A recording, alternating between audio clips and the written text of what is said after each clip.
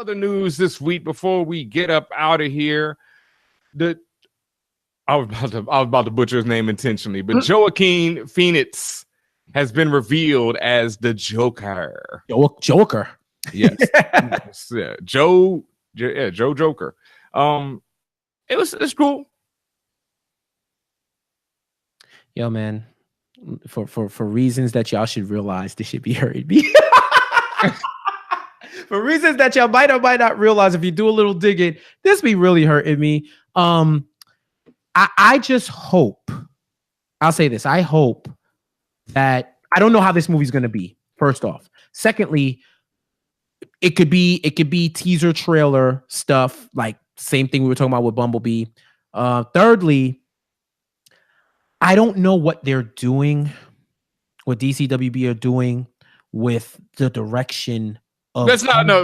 Don't worry about that. Just this movie, because otherwise we'll be here, to the end. I'm just saying, I mean, it's a part of it. It's just no one knows. I'm not going to go into it. I won't go, for the sake of time, I won't go into it. What I will say is, I'd like to know which Joker for which origin this is. Because I saw some talk online about it possibly being Nolan's Joker. Because if you look, I saw a side by side of his and Heath, and it does look like Heath was that Joaquin after a few rough years. Mm-hmm. So who knows? But we don't know. And that's the biggest problem. We don't know what's happening with Jared Leto. I'm hearing some rom-com shit with Harley Quinn. Like, yo, I don't know, bro. I don't know. I'm all for good movies. I'm all for Elseworld tales, but I feel like it has to be communicated clearly, and right is left, up is down. I don't know. I hope the movie's good. Yeah, I'm not so much on that. I really don't care what DC does with all their different movies. And I don't really, because like you said, there's no real plan. I have no idea what they're doing. And I'm much more for the Elseworlds idea, because Marvel has this, whole complicated shared universe on lock. So I think DC's best bet would just be to tell different stories. And I hope this is not an origin story for Heath. Oh my God, that made me want to throw up in my mouth. Like, I don't need that type of connection. I don't know why people think that all these things. I just want a Joker story where it's a ill story about the Joker with a dope director, a dope writer, and they have that in this movie. So that's what I'm hoping for. I think it's going to be dope. I didn't care about the little image of them. It's, it's cool. But I think the movie is going to be dope. I have high hopes for this joint. What gives you high hopes based on what you've seen prior? The director is dope. Martin Scorsese is producer. Joaquin is just a phenomenal actor. They've talked about how it's going to be influenced by Mean Streets and Martin Scorsese's films from the 1970s, like Taxi Driver, which are some of my favorite films. And they get that grimy New York that you never get to see anymore. And they're talking about like the origin is influenced by Killing Joke and all that. So that the good parts of Killing Joke, the origin story of Joker, but the rest of that, it has its issues. But yeah, that's what gives me high hopes. And the fact that they seem to be making this unrelated to the rest. And that's what I mean. I don't want to see it end with, him getting stars on his mouth and everybody be like, oh, okay, he's Heath Ledger. No, like that's, oh my God, please. Ooh, everything don't got to be connected, folks. I think they could do it if they had a plan, a canal. I don't like that because Heath is dead too. That bothers me. That's like milking his, a dead man's work. That's what I don't like. Leave. So? Yeah, man. I don't want to see no connection. You feel like when an actor dies in a role, you should sever the ties to the role? No, I feel like when an actor dies in a role, like, especially somebody like Heath Ledger, who played the most iconic, one of the more iconic versions of the Joker in history, I feel like the Nolan universe should be closed off. Just like how Christopher Nolan didn't really make any references to the Joker in the third film. And his intention was to use Heath in the third film. That was his original intention, right? Or the fourth or fifth, because with Heath, he was like, "Oh, I got something. We can do this." Right. And then when he passed away, that's why. So that's what I mean. I just feel like let that respect. That trilogy is set. Boom. There doesn't need to be connections to that trilogy ever. To me, it's done. All right, I hear that for sure. And really quick before we get out of here, time for one of my favorite segments on the show. Kind of related to Joker. Comics Icon. And yeah, speaking of Joker, I feel like I'm at least 2 or 3 issues behind on Batman again. And that sucks. But that's such a good ass run by Tom King. And I definitely feel like I'm 2 or 3 issues behind. Lately, these last couple of weeks have been really crazy for me. So I haven't been even reading that much. This week, though, that drops is the new Wicked and Divine special. I think it's the 1353. It takes place 1373. Yeah, it takes place. Pull list. Whoo, whoo, whoo, that joint is lit, y'all. Oh, is that like an annual? It's like every so often, about once a year, they drop about 2 of these things, and they're like time where they did one in Rome. They did one that was like a novel that took place in like the 1910s to the 1920s, I want to say. Mm-hmm. And this one is in the 1300s, right after the Black Plague in Europe. And there was an issue of the Wicked and Divine where they've shown a lot of the history of the whole planet as it relates to the Wicked and Divine. Mm-hmm. And so these are like larger tales that you've seen very little glimpses of it. But right. when you see the larger tale around the tiniest glimpse of this one that you saw before, it's so ill. This is one of my favorite specials. The one in Rome was really good too, but they also illuminate so much about the main story that they're like essential reading.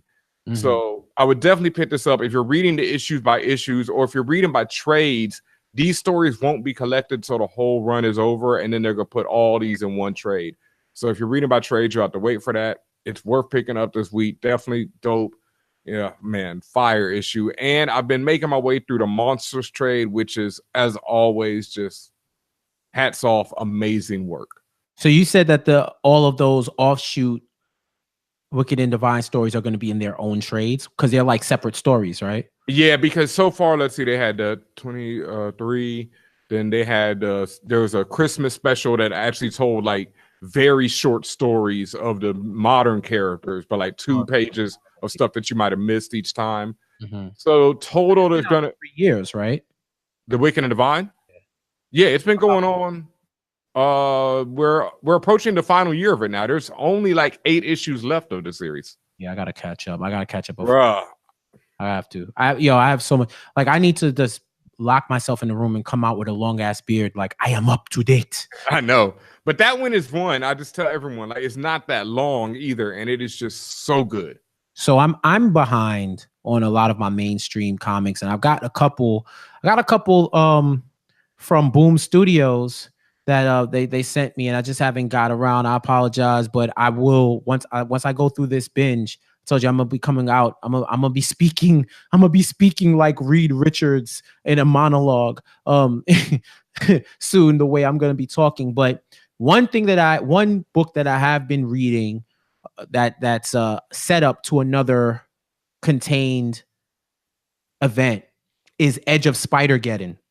So Spider-Geddon is going to be the I hate that name, but whatever. It's going to be the follow-up to Spider-Verse. Yep. Where all of those original characters, and if you're not familiar with Spider-Verse, the Inheritors with Morlun and his family were going around sucking the life and killing all the Spider-Men, like the main totems of the multiverse, and all the Spider-Men and women had to come together in order to stop them, and they did. But of course, what's dead may never die, and they're back, and now we're getting the Edge.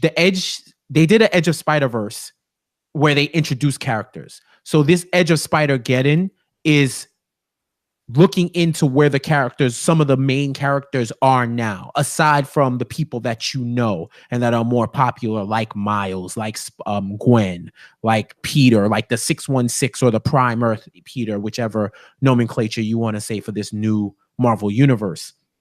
So the first issue was with Spider-Punk, who's Hobby Brown, who's a black dude into punk, who used punk music to eradicate evil in his world, which is crazy. So his story was dope. The second one was Penny Parker with Spider, which was the anime mech joint where she had a mech machine. So that was cool. I forget the third issue is if you read Spider-Verse, that there was a baby like Peter Parker's son in one of the universes who was one of the main targets for the Inheritors.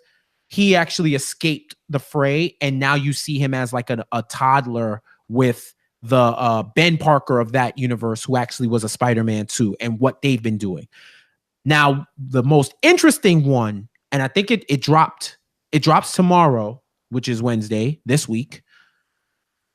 The main character is Peter Parker from Spider-Man PS4. Oh shit! White Spider.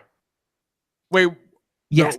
What do you mean the White Spider? Oh, with the white so it's the Peter Parker who's been doing it for 8 years already. Right. And what you got to understand is if that world is in the comic, wow, it's fucking lit because there's slight variations, but just enough. And I've never seen anything like this where they've connected a game to mainstream continuity. I've seen characters from games go into main, but the fact that they put him in Spider-Geddon, yo, that's off the hook. Wow. I mean, you had because I remember hearing the news about the Spider-Punk issue. I saw some art from it and everything, but I didn't know what comic it was in. Yeah. But now that you've cleared that up for me, I'm buying all of these tomorrow when I hit the store. I'm hitting up a shop called Quest. Shout out to y'all. I'm definitely in there. I'm picking up all 3 of those tomorrow. Done deal. Dog, it's lit, and I got to catch up on a lot of stuff anyway. But after reading those first 2 and seeing the preview for number 4, wow. White Spider Peter Parker? Wow. The PlayStation multiverse? The multiverse where the PlayStation Spider-Man is the real Spider-Man.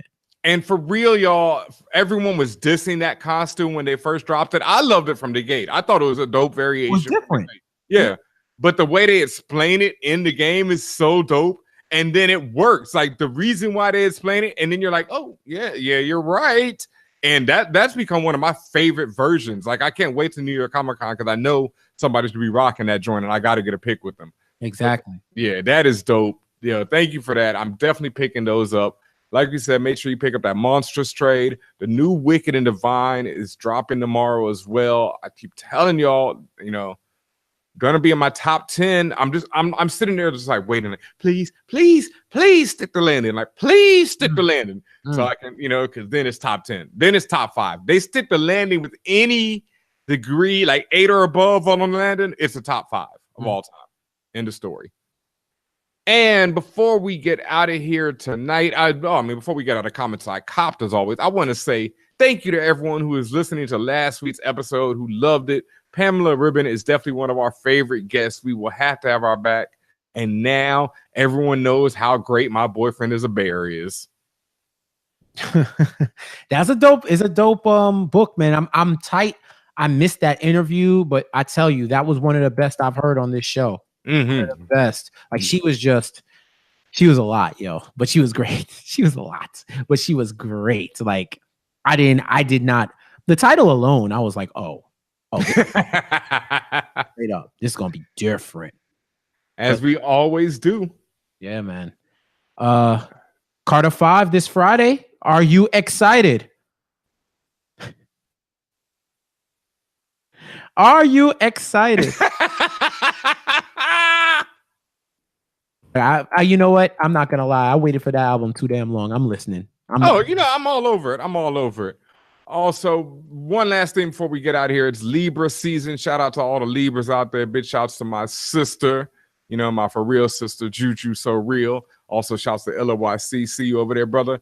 Happy Born Day to all y'all. And anything else, Jeff, before we, take this spaceship to another galaxy? Oh, yeah. Well, shout out to both my sisters. They're Libras, Libra season in the building. You know what I'm saying? Don't put your hands down because they never went. Don't put your hands up because they never went down. You know what I'm saying? Do your thing. Shout out to Bill Cosby taking that vacation.